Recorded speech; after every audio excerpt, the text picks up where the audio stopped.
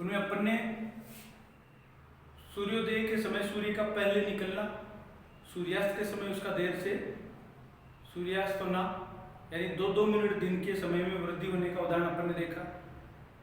आंशिक रूप से पानी में डूबी हुई पेंसिल का मुड़ा हुआ दिखाई देना, पेंदे में रखी हुई सिक्के का ऊपर उठा हुआ दिखाई देना, ये उदाहरण पढ़े थे।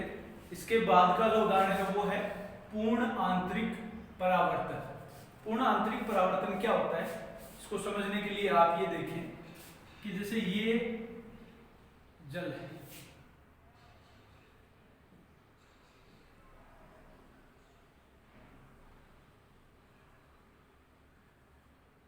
इधर वायु है, यहां ये जल है, दोनों अलग अलग माध्यम है, ठीक है।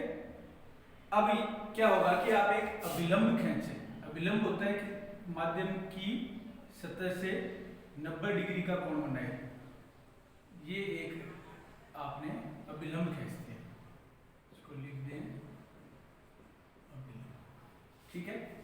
अब इस बार अपने को हर बार अपन ऊपर से किरण ला रहे थे, ऊपर से किरण आ रही थी उसको देख रहे थे। इस बार आपको ऐसा करना है कि जल से कोई प्रकाश, जल से भी आ सकती है, जल में सिक्का रखा हुआ उससे कोई प्रकाश किरण आ रही है मान लो, तो वो जल से आ रही है। ऐसे ही आप माने कि जल से कोई प्रकाश किरण आ रही है, ये इस तरह से, ये इसकी दिशा इधर से इस तरह से जा रही है, और ये यहाँ पर एक कोण बना रही है।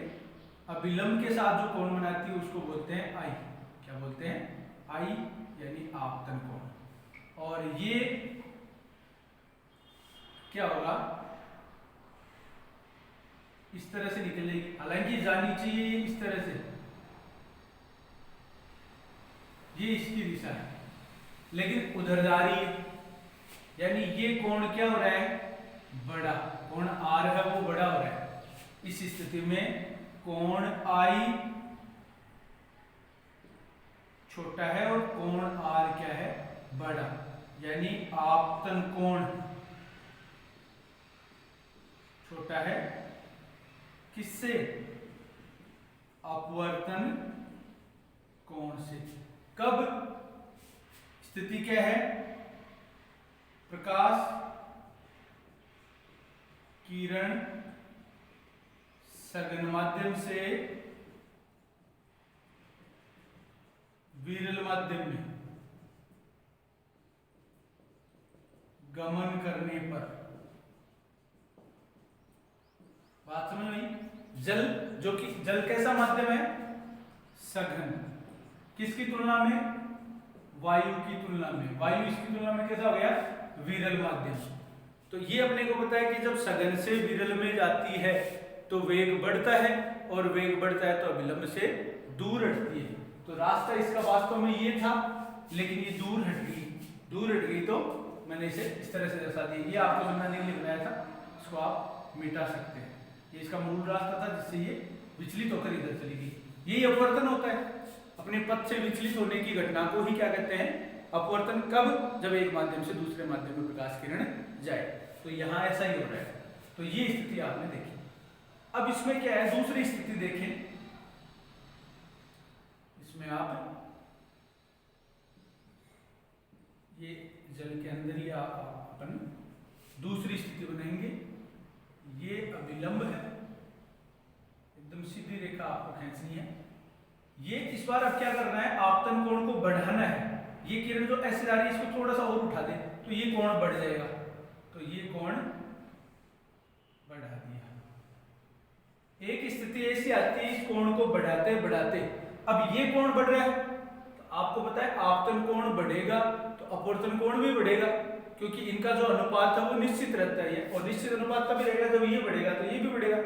तो ऐसी स्थिति आती है कि ये इधर अपने पथ से विचलित हो चुका था, इधर झुक चुका था, यानी अभिलंब से दूर हट गया था, और दूर हटेगा, इसको बढ़ाएंगे और हटेगा और हटेगा और हटेगा, और इसका मान बढ़ाते बढ़ाते एक स्थिति ऐसी आएगी कि ये इस रास्ते पर जा रहा है जो मैं बता रहा हूं। और ये रास्ता वास्तव में क्या है, ये है पृथक्कारी पृष्ठ। पृथक्कारी पृष्ठ दोनों माध्यमों को अलग करने वाला। इसके इधर तो क्या है, वायु, इधर क्या है, जल, दोनों माध्यमों को अलग कर रहा है। यानी कहें कि अभिलंब के साथ कितना डिग्री कोण बना रहा है, 90। और इस स्थिति में जो कोण आई है उसको आई नहीं बोल के अपन क्या बोलते हैं, IC। आपतन कोण का वह चरम मान जिस पर अपवर्तन कोण का मान यानी कोण R बराबर कितना हो जाता है 90 डिग्री।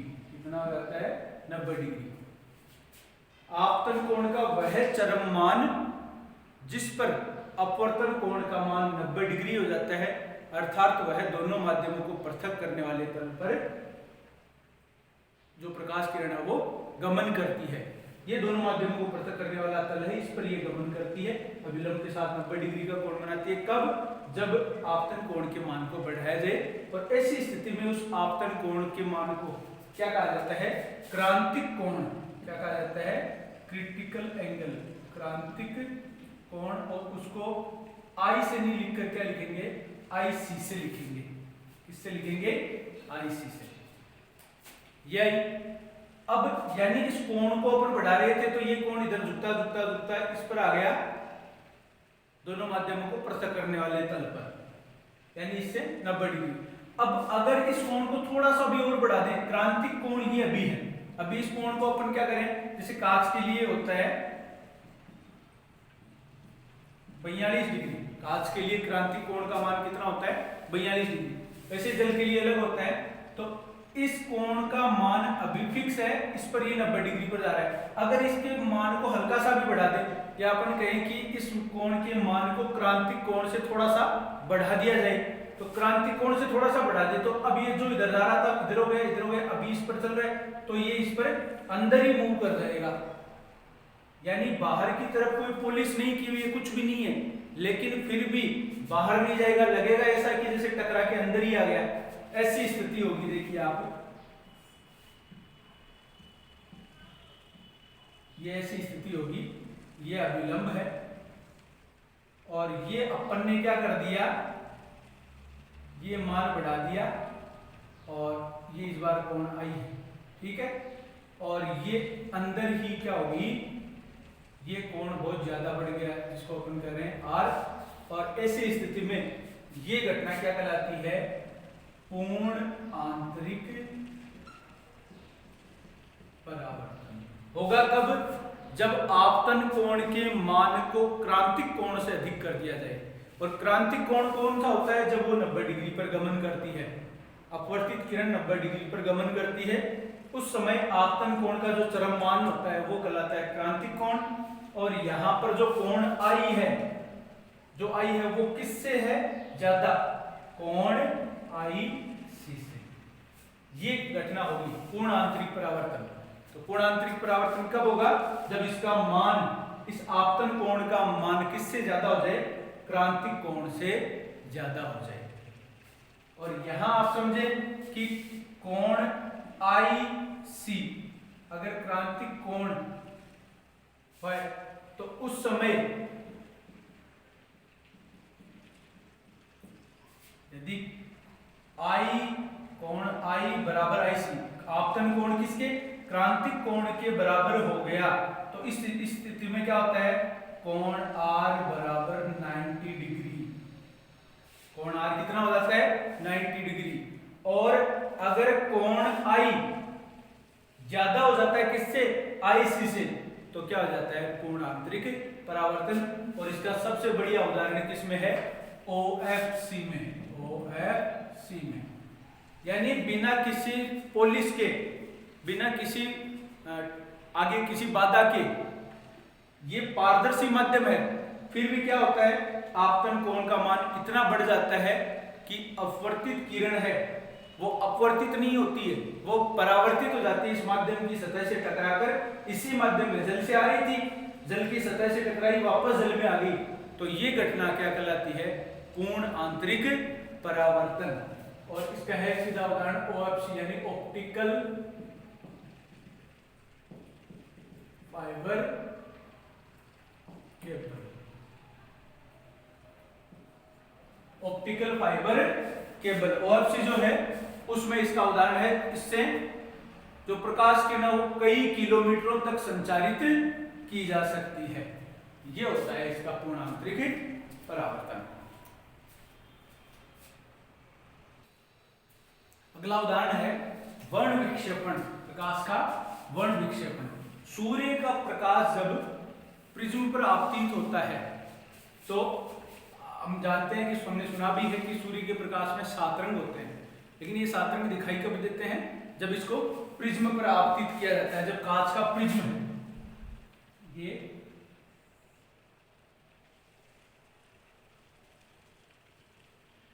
कांच का प्रिज्म है, इस पर तिरछी आपतित कोई प्रकाश किरण है, तिरछी आपतित कोई प्रकाश किरण है। ये सूर्य का प्रकाश या श्वेत प्रकाश, श्वेत प्रकाश या सूर्य का, इसके स्थान पर आप बल्ब के प्रकाश का भी उपयोग ले सकते हैं। तो ये जब आपतित होता है तो यहां पे क्या होता है, ये इसका अभिलंब है, ये यहाँ पर इस तरह का क्या बनाते हैं आप, इसका अभिलंब इस सतह से 90 डिग्री का। तो जैसे ये यहाँ कौन सा माध्यम है? वायु, और ये प्रिज्म किसका है? कांच का प्रिज्म। तो माध्यम अलग हो गया, ठीक है। ये कैसा था? विरल। ये कैसा हो गया? सघन। विरल से सघन में आते ही क्या होगा? वेग घटेगा, वेग घटेगा तो अभिलंब के पास आएगी। तो यह जानी तो चाहिए ऐसे सीधी, लेकिन थोड़ी सी झुक जाती है और अभिलंब के पास आती है, इस तरह से अभिलंब के पास आ जाएगी। अब अभिलंब के पास आने में भी क्या होता है, क्योंकि ये श्वेत रंग, जो श्वेत प्रकाश है वो 7 रंगों से मिलकर बना होता है। प्रत्येक जो रंग होता है उसकी तरंग दैर्ध्य अलग अलग होती है, उसका वेग अलग अलग होता है हर माध्यम में। अब इसमें निर्वात के अलावा अन्य किसी भी माध्यम में अपन देखें तो लाल रंग के प्रकाश का वेग क्या होता है? सर्वाधिक होता है। लाल रंग के प्रकाश का वेग क्या होगा? सर्वाधिक। तो लाल रंग का प्रकाश तो यहाँ जल्दी पहुंचेगा, बाकी कलर धीरे पहुंचेंगे तो ये झुक जाएगा, ये भी इसमें चलेगा तो थोड़ा और झुक जाएगा। ऐसे करके यहाँ तक आते आते ये 3-4 रंगों में विभक्त हो जाएगा, ठीक है। और ये देखिए इस तरह से ये आ रहा है, और यहां से बाहर निकलते समय क्या होगा? अब इसका आप अभिलंब बनाओ तो इस तरह से बनाओ, और अभिलंब के अब फिर से क्या होगा? यहाँ बाहर निकलेगा सघन से, वापस यहाँ का क्या आ गई? वायु। तो सघन से किस में आएगा? विरल में। इस बार वेग बढ़ेगा, सघन से विरल में आएगी तो वेग बढ़ेगा, और वेग बढ़ेगा तो अभिलंब से इस बार दूर हटेगी। तो अभिलंब आप इस तरह से बनाओगे, जैसे मान लो एक मैं बना दूं, ये मैंने अभिलंब बना दिया, तो अब इससे क्या होगी? ये इस तरह से नहीं जाएगी बल्कि इससे दूर हटेगी, तो यहाँ निकलते समय और दूर हट गई ये लोग।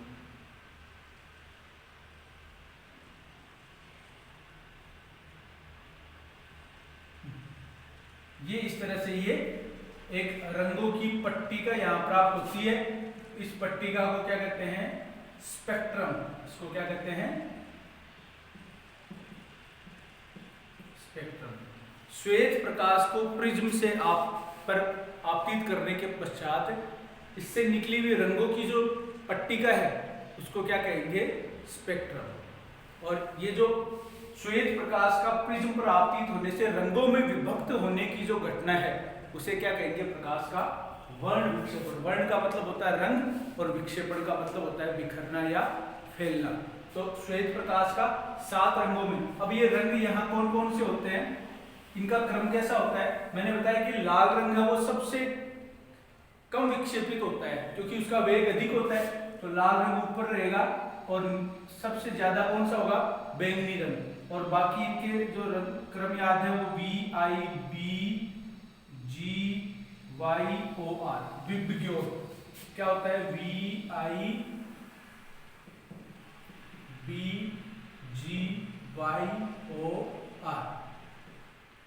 वायोलेट यानी कहेंगे बैंगनी, इंडिगो यानी जामुनी, ब्लू, नीला, ब्लू यानी कैसा होता है? नीला, G4 ग्रीन यानी हरा, Y4 येलो यानी पीला, O4 ऑरेंज यानी ऑरेंज को क्या कहते हैं? नारंगी। और R4 हो गया रेड यानी लाल।